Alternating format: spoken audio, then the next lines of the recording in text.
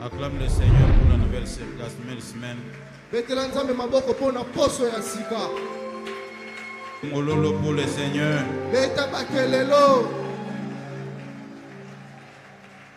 Amen.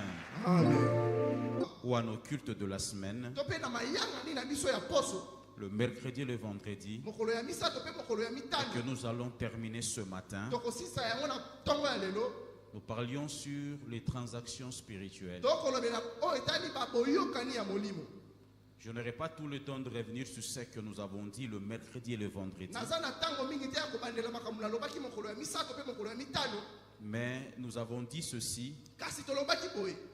À chaque fois qu'il y a un thème que Dieu inspire à ses serviteurs, c'est qu'il a une mission particulière qu'il veut accomplir dans la vie de son peuple.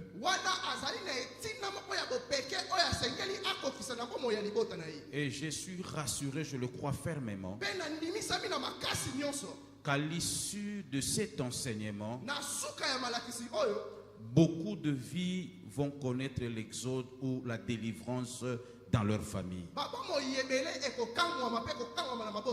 Je pensais que tu étais venu avec tes amens.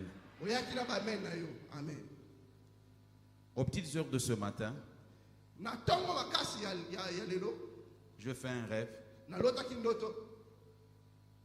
J'étais quelque part, il y avait beaucoup de véhicules. Subitement, je vois un groupe de personnes qui sont venues.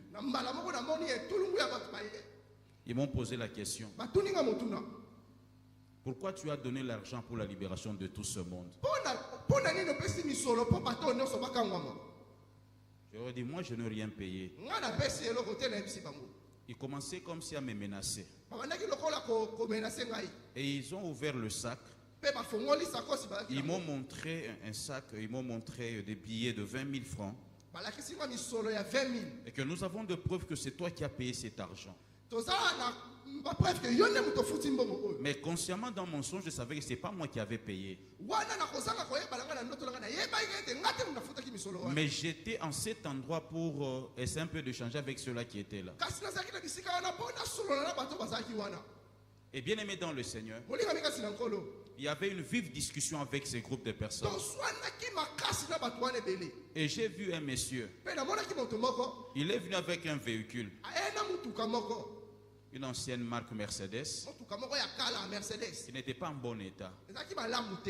Il m'a dit, viens. Je vais te sauver.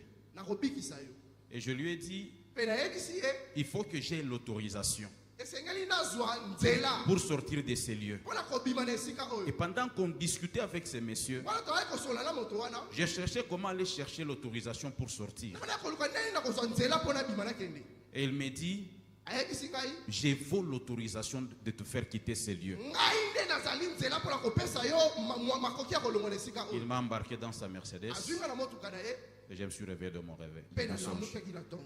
C'est pour dire ceci. Dieu est en train de faire un travail dans cette église. Et plus particulièrement dans la vie de tout celui qui croit à ce que nous prêchons en ces lieux. Je le dis le vendredi que je sens fermement qu'après cet enseignement, beaucoup de vies vont connaître le salut.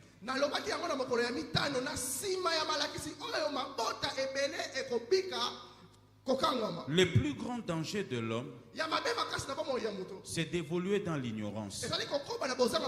Et je l'ai toujours dit, le prix à payer pour avoir la connaissance est minime par rapport aux conséquences néfastes que l'ignorance peut amener dans ta vie.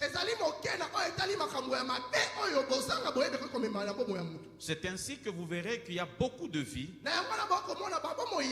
qui sont enterrées. Ceux qui devaient être des héros sont devenus des héros.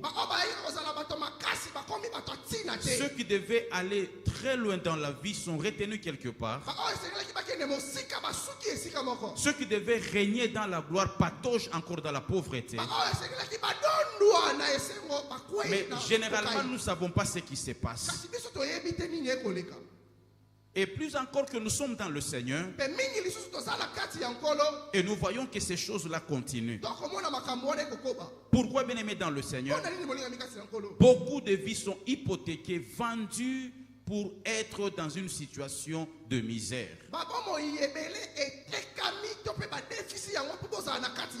C'est ainsi que nous avons parlé de la définition des transactions spirituelles. Que nous ne pouvons pas revenir là-dessus, mais comprenons que c'est un échange. Le fait d'acheter ou de vendre constitue une transaction. Et la transaction ne se limite pas seulement à une transaction physique.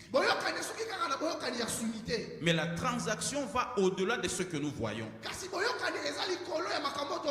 Et ce que nous avons appelé, ou nous appelons la transaction spirituelle, ce qui va au-delà de l'intelligence, de l'imagination de l'humain. Les transactions spirituelles sont généralement néfastes dans la vie du peuple de Dieu.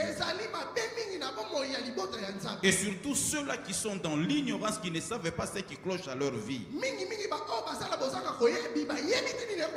Et lorsqu'il y a de transactions spirituelles, nous voyons que dans l'achat et les ventes de certaines personnes,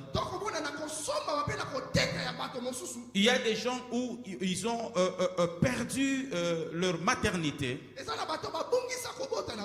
où on a vendu leur beauté, on a vendu son travail, on a vendu sa vie, on a hypothéqué sa destinée, et la personne vit comme étant celui qui était dans un cercle vicieux. Et bien aimé dans le Seigneur, nous avons compris que il y a des transactions que nous appelons des transactions spirituelles conscientes, où l'homme donne son consentement, où l'homme est à l'origine de cette transaction spirituelle. Et nous avons donné quelques exemples. Et que tu peux faire une transaction spirituelle à ta vie juste par une simple parole. Au-delà de la parole, tu peux faire une transaction spirituelle par la nourriture.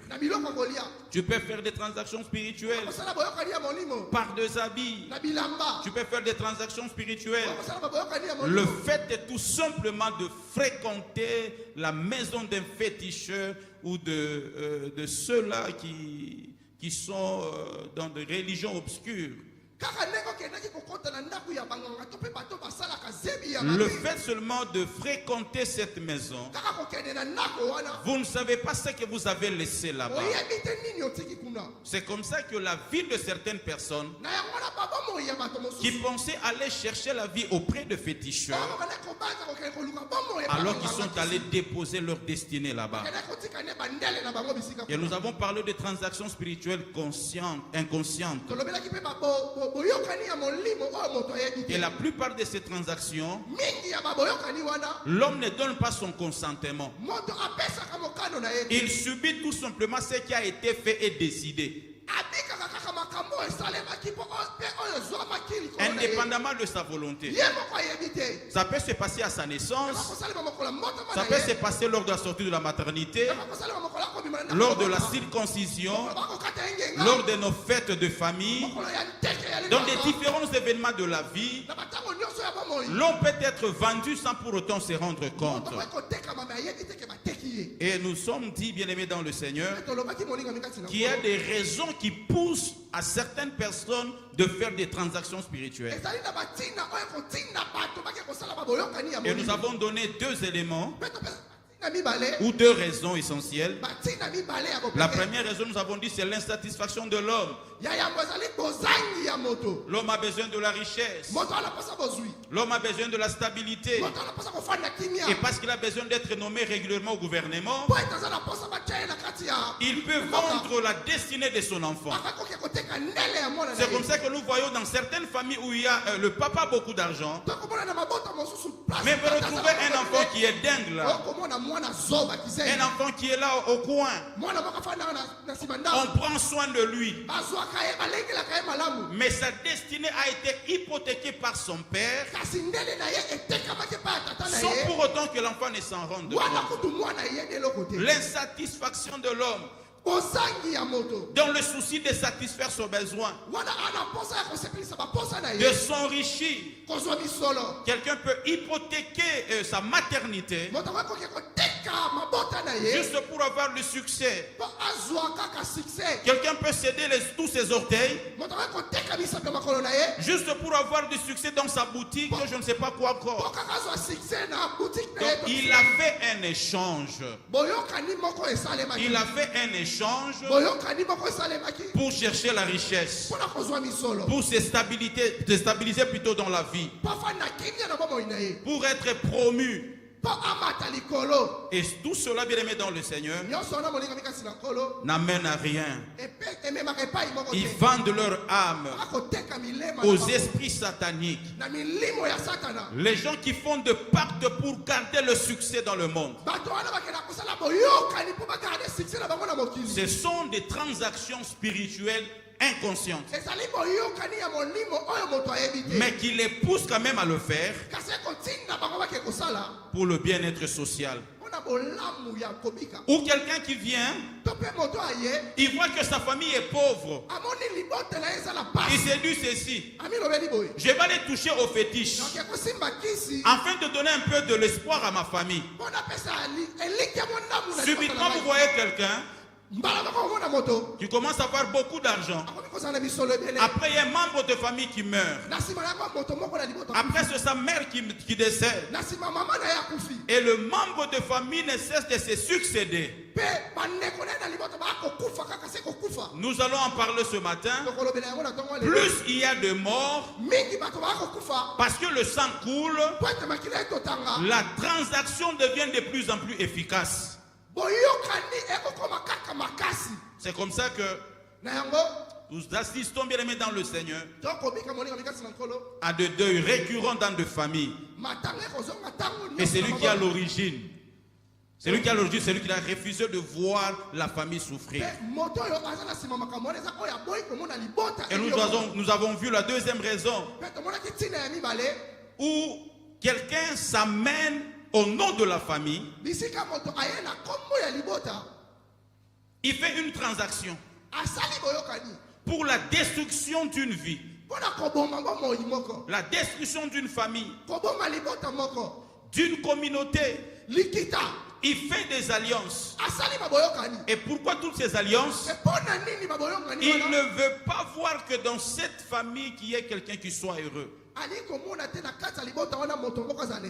Peut-être qu'il y a eu un conflit au village, je ne sais pas où.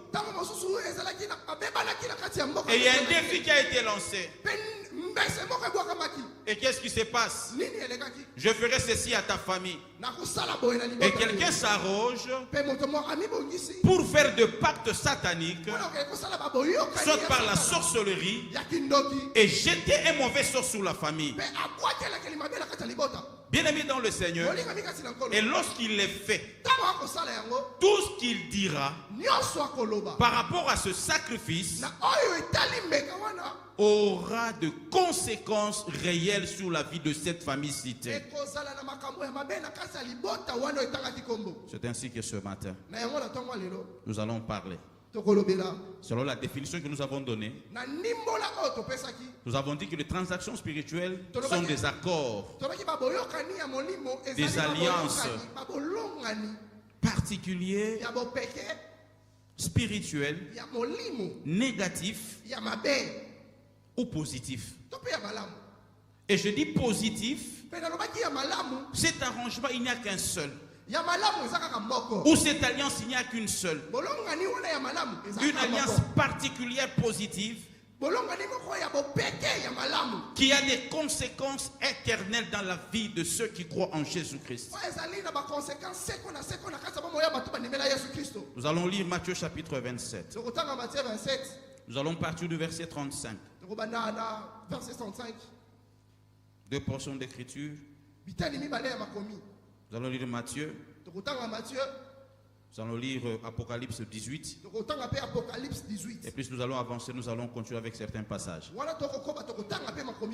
La Bible nous dit, après l'avoir crucifié, je peux lire rapidement, après l'avoir crucifié, ils se partagèrent ses vêtements, on tira au sort, afin que s'accomplisse ce qui avait été annoncé par le prophète. Ils se sont partagés mes vêtements, et ils ont tiré au sort ma tunique. Le verset 38 à 46. Avec lui furent crucifiés 2 brigands, l'un à sa droite et l'autre à sa gauche. On continue. 38, 39 jusqu'à 46. 39,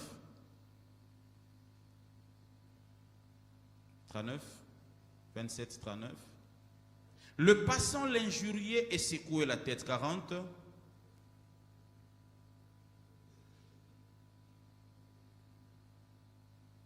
Le passant l'injuriait et secouait la tête en disant: toi qui détruis le temple et qui le rebâtis en 3 jours, sauve-toi toi-même.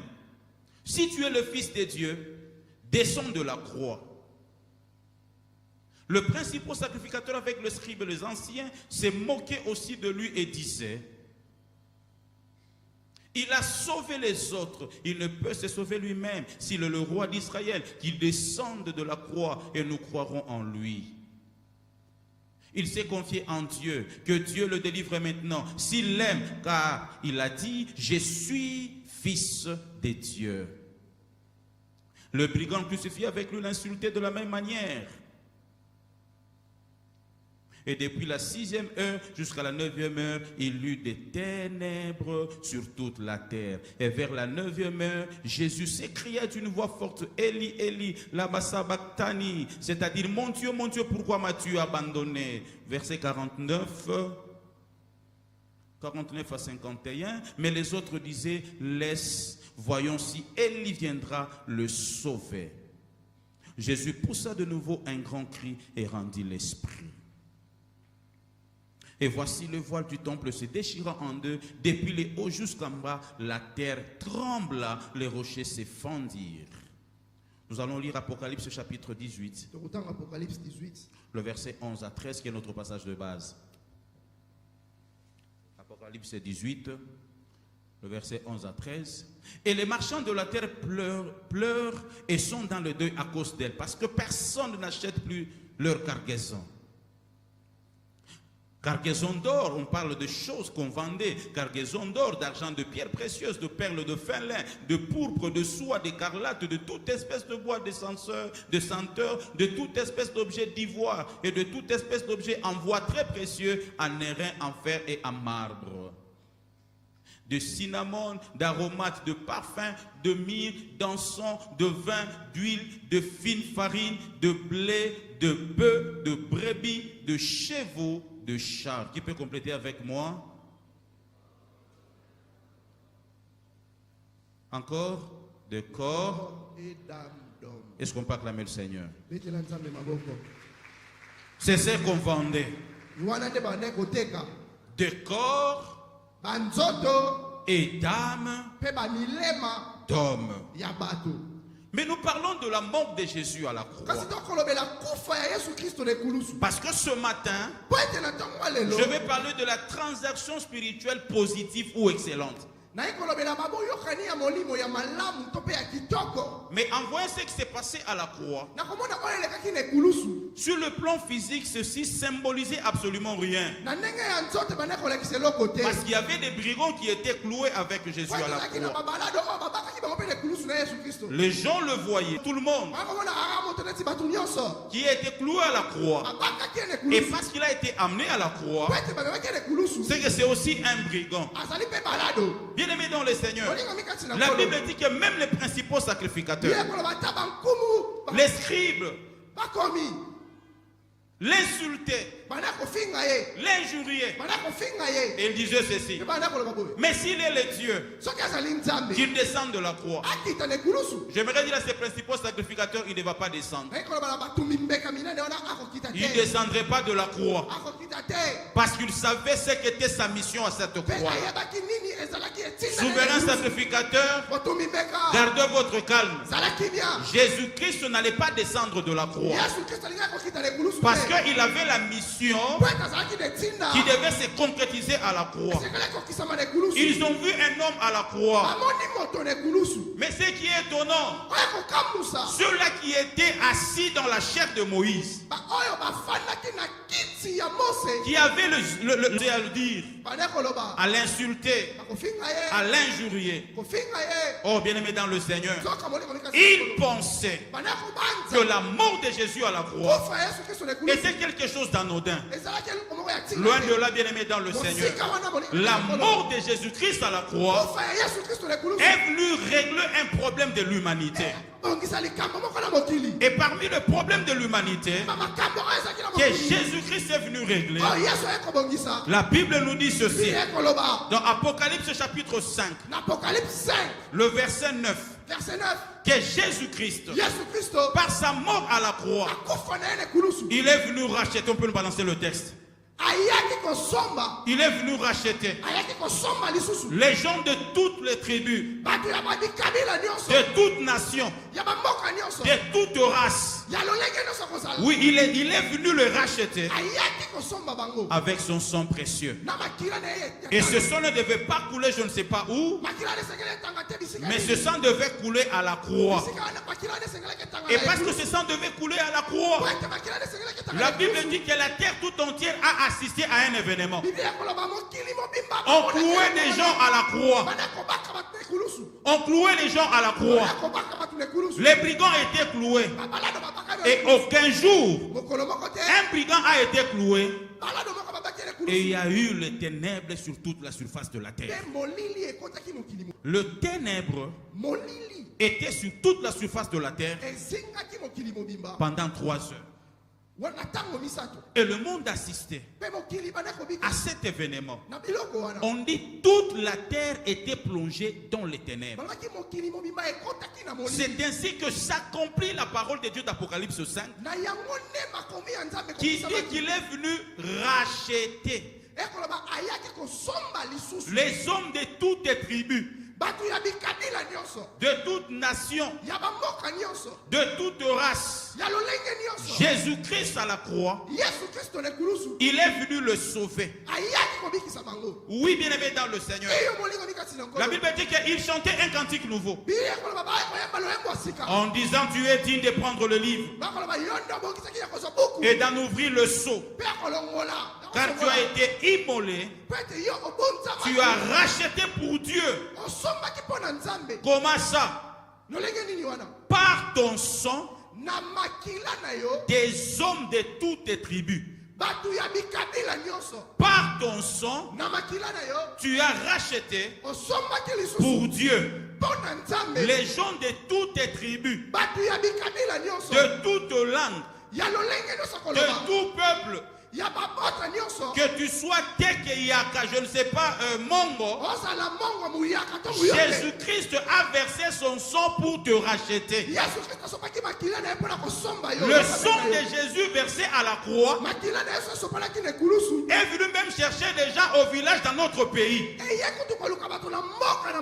Quelle que soit ta tribu, quelle que soit la langue maternelle, bien-aimé dans le Seigneur, Jésus-Christ est venu sauver le monde tout entier par son sang à la croix. Non seulement cela, 1 Corinthiens chapitre 6. 1 Corinthiens chapitre 6, le verset 20 nous dit ceci. 1 Corinthiens 6, 20. Car vous avez été rachetés à un grand prix. Et lorsque nous parlons d'être racheté, c'est acheter de nouveau. Et la Bible nous dit, Paul dit aux Corinthiens, Vous qui avez cru au Seigneur, sachez une chose. Vous avez été rachetés à un grand prix. Et le grand prix dont on parle ici, c'est le sang de Jésus. Le grand prix dont on parle ici, c'est le sang de Jésus. Le sang de Jésus, bien aimé dans le Seigneur, qui a été versé à la croix, est venu accomplir une mission que l'humain ne peut accomplir. Est venu accomplir une mission que les prophètes qui l'ont précédé ne l'ont pas accompli. Une mission que nos patriarches n'ont pas accomplie. Le sang de Jésus. Et la Bible dit, lorsqu'il rendait l'âme sur la croix, et le ténèbre était sur toute la surface de la terre, et pendant ces temps de ténèbres, il y a eu des échanges qui se faisaient. Vous serez d'accord avec moi? La Bible dit qu'il est descendu même dans les régions inférieures pour aller prêcher à ceux-là qui n'avaient pas cru. La terre était plongée dans l'obscurité, dans un ténèbre total, parce que le sang qui avait coulé sur la croix avait touché la terre, afin que tous ceux qui étaient en contact avec la terre reçoivent le rachat par le sang de Jésus. Reçoivent le rachat par le sang de Jésus. Il n'y a pas, bien aimé dans le Seigneur, quelque chose qui soit plus grand que le sang de Jésus.